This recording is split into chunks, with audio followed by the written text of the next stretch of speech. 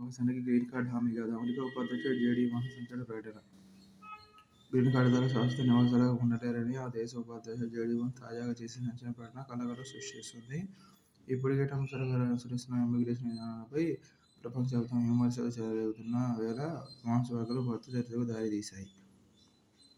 5,350 కోట్లతో 49 పట్టణ స్థానిక సంస్థలకు తాగునీరు. పురపాలక, పట్టణాభివృద్ధి శాఖ ముఖ్య కార్యదర్శి సురేష్ కుమార్. ఇంగ్లాండ్లోని లీడ్స్ వర్సిటీ పరిశోధకుల నిరుటి అధ్యయనం ప్రకారం భారత్లోనే అత్యధికంగా ఏటా 93 లక్షల టన్నుల ప్లాస్టిక్ చెత్త రీసైక్లింగ్కు నోచుకోవట్లేదు.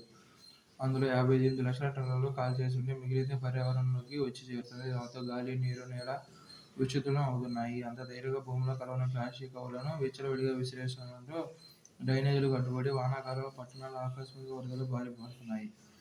ఒకసారి వాడిపడేసే ప్లాస్టిక్ ఉత్పత్తులతో వాటిల్లే నష్టాన్ని గుర్తించి కేంద్రం 2022లోనే వాటిపై కఠిన ఆంక్షలు విధించింది. ఆ నిబంధనలు రాష్ట్రాలు తప్పక అమలు చేయాలి. ప్లాస్టిక్ కాలుష్యానికి ముగింపు పలికేందుకు తగిన అంతర్జాతీయ ఒప్పందం రూపకల్పనకు నిరుడు 170కి పైగా దేశాల్లో చర్చలు జరిపాయి.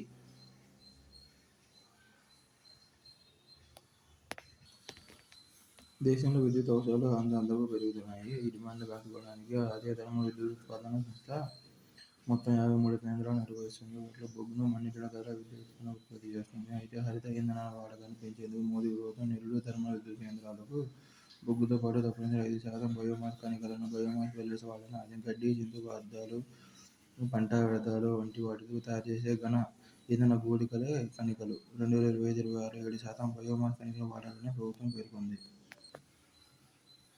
ఉత్తరప్రదేశ్లోని మెజాలో ఎన్టీపీసీ నిర్మిస్తున్న బొగ్గు ఆధారిత విద్యుత్ కేంద్రం పూర్తిగా స్వదేశంలో తయారైన బయోమాస్ కణికల కోసమే టెండర్ పిలిచింది.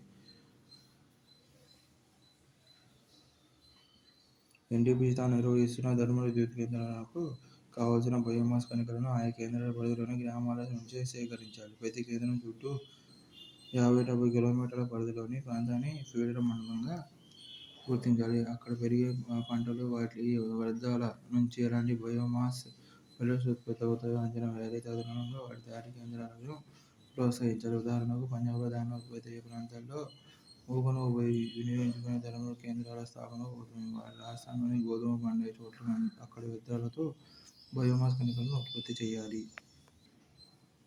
ఎన్టీపీసీ కేంద్రాల పరిధిలో ఏ పంటలు పండితే ఆ పంటల వ్యర్థాలను వినియోగించుకోవాలి. ఆ ఫీడర్ మండలాల్లోని వ్యవసాయదారులను, రైతు ఉత్పత్తి సంస్థలు, ఎఫ్పీఓ, సహకార సంఘాలు అగ్రక్లస్టర్ల కింద సంఘటితం చేయాలి. ఈ క్లస్టర్లు, ఎఫ్పీఓల ఏర్పాటుకు కేంద్రం ఇప్పటికే నిధులు కేటాయించింది. ఎన్టీపీసీ కేంద్రాలు ఈ సంస్థల నుండి తప్పనిసరిగా బయోమాస్ కణికలను సేకరించాలి. వరి, ఊక, గోధుమ గడ్డి, ఏనుగు గడ్డి, నేపియర్ గ్రాస్, వెదిరి వంటి చోట్ల వాటి వ్యర్థాలతో బయోమాస్ పెల్లెట్స్ తయారీ కర్మాగారాలను ఏర్పాటు చేయాలి. మొదట కనీసం 10% కణికలను ఎన్టీపీసీ సేకరించాలి. క్రమంగా దీని 50% పెంచాలి. స్థానిక రైతులు, ఎఫ్పీఓలతో ఎన్టీపీసీ భాగస్వామ్యం అయితే తక్కువ ధరకే బయోమాస్ పెల్లెట్స్ను సేకరించగలుగుతుంది. రైతు కార్బన్ క్రెడిట్లు కూడా సంపాదించగలుగుతారు. ఇంకా ఏనుగు గడ్డి, వెదురు వ్యర్థాల సేకరణ కనీస మద్దతు ధరలు ప్రకటించాలి. ద్రవ్యోల్బణాన్ని పరిగణనలోకి తీసుకుని ఏటా ఈ ధరలను సవరించాలి. దీని గురించి కేంద్ర ప్రభుత్వం, ఎన్టీపీసీ లోతుగా ఆలోచన చేయాలి. షార్కు చేరిన ప్రొపరెంట్ మిక్సర్. ఆత్మనిర్భర్ భారత్లో భాగంగా పూర్తి స్వదేశీ పరికరాలను తయారు చేసిన 10 టన్నుల సామర్థ్యం కలిగిన ప్రొపరెంట్ మిక్సర్ గురువారం అర్ధరాత్రి తిరుపతి జిల్లా షార్కు చేరింది.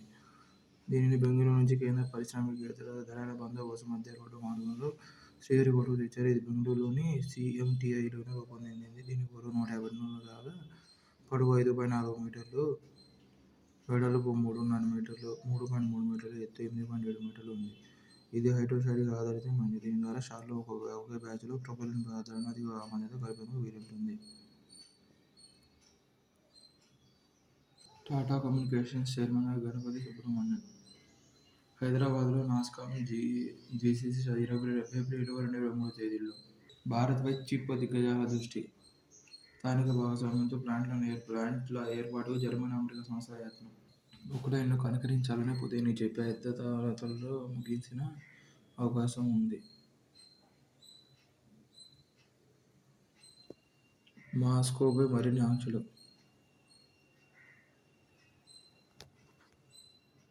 కెనడా ప్రధానిగా కార్నీ ప్రమాణం. ఇక ఆఫ్రికాకు గాజా వాసులు. అమెరికా, ఇజ్రాయెల్ తాజా ప్రతిపాదన. జాతీయ విద్యా విధానం 2025 తమిళనాడుకు పేచి ఉంది. తాము ఎప్పటి నుంచో వ్యతిరేకిస్తున్న త్రిభాషా సూత్రాన్ని తీసుకురావడమే ఆ విద్యా విధానం సారాంశమని డీఎంకే అంటోంది. ఆ విద్యా విధానం ప్రకారం విద్యార్థి మాతృభాషతో పాటు ఇంగ్లీష్ మరేదైనా దేశీయ భాష నేర్చుకోవాలని నిబంధన ఉంది. హిందీ నేర్చుకోవాలనుకుంటూ లేదనేది నిజమే కావచ్చు కానీ వేరే భాష నేర్చుకోవాలనుకుంటే ఆ భాష ఉపాధ్యాయులు అందుబాటులో ఉండే అవకాశం ఉందా? హిందీ ప్రాంతాల్లో దక్షిణాది పక్షులు నేర్పే టీచర్లే లేరు. జాతీయ విద్యా విధానం అమలు చేయలేదన్న కారణంతో సమగ్ర శిక్ష అభియాన్ కింద కేంద్రం నుంచి రావాల్సిన 2152 కోట్లను నిలిపివేశారని తమిళనాడు ఆరోపిస్తుంది.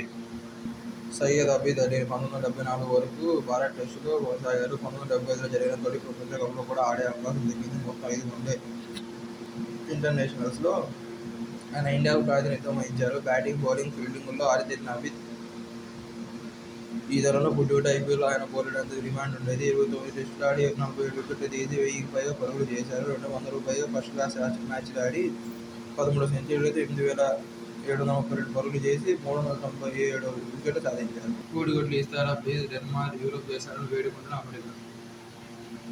చిప్ల కోసం ట్రంప్ స్కెచ్. అమెరికాలో 8.69 లక్షల కోట్ల పెట్టుబడులు పెట్టనున్న తయారీ సంస్థ చిప్ల తయారీ రంగం తరిగిపోతుందంటూ విపక్షాల ఆందోళన. ట్రంప్ ప్రొటెక్షన్ ఫీజు చెల్లిస్తున్నారని ప్రభుత్వంపై మండిపాటు. తైవాన్ గతి చివరికి ఉక్రెయిన్లా మారుతుందని అనుమానాలు. యునెస్కో తాత్కాలిక జాబితాలోకి తెలంగాణలోని ముడమాల్ నిలువురాళ్లు. తెలంగాణలోని నారాయణపేట జిల్లా ముడమాల్లో ఉన్న నిలువురాళ్లకు యునెస్కో ప్రపంచ వారసత్వ హోదా తాత్కాలిక జాబితాలో చోటు దక్కింది. వీటితో పాటు అశోకుని శాసనాలయాలు, చౌసట్టి యోగిని దేవాలయాలు వంటి 6 చారిత్రక కట్టడాలను కూడా జాబితాకు భారత్ నామినేట్ చేసింది. వీటిని మార్చి 7న తాత్కాలిక జాబితాలో చేర్చి యునెస్కోలోని భారత శాశ్వత ప్రతినిధి బృందంలో ఎక్స్లో తెలిపింది. 19 యూకే పార్లమెంట్లో చిరంజీవికి సత్కారం. కళారంగానికి సంబంధించిన 4.5 దశాబ్దాల సేవలు గుర్తింపుగా 3 చిరంజీవిని హౌస్ ఆఫ్ కామన్స్ యూకే పార్లమెంట్లో గౌరవించనున్నారు. ఈ నెల 19న జరిగే ప్రత్యేక కార్యక్రమంలో యూకేకి చెందిన అధికార లేబర్ పార్టీ పార్లమెంట్ సభ్యుడు నవేందు మిశ్రా చిరంజీవిని ఘనంగా సత్కరించనున్నారు. అనకాపల్లిలో అణు విద్యుత్ ప్లాంట్ 2800 మెగావాట్ల సామర్థ్యంతో ఏర్పాటు చేసేందుకు ఎన్టీపీసీ యోచన. 2000 ఎకరాల భూమిని కేటాయించాలని ప్రభుత్వానికి లేఖ. దేశవ్యాప్తంగా 23 ప్రాంతాల్లో న్యూక్లియర్ పవర్ ప్లాంట్లు ఏర్పాటుకు నిర్ణయం. తెలుగు రాష్ట్రాల్లో చెరొకటి ఏర్పాటు చేసే అవకాశం. భయాందోళనలో జిల్లా ప్రజలు.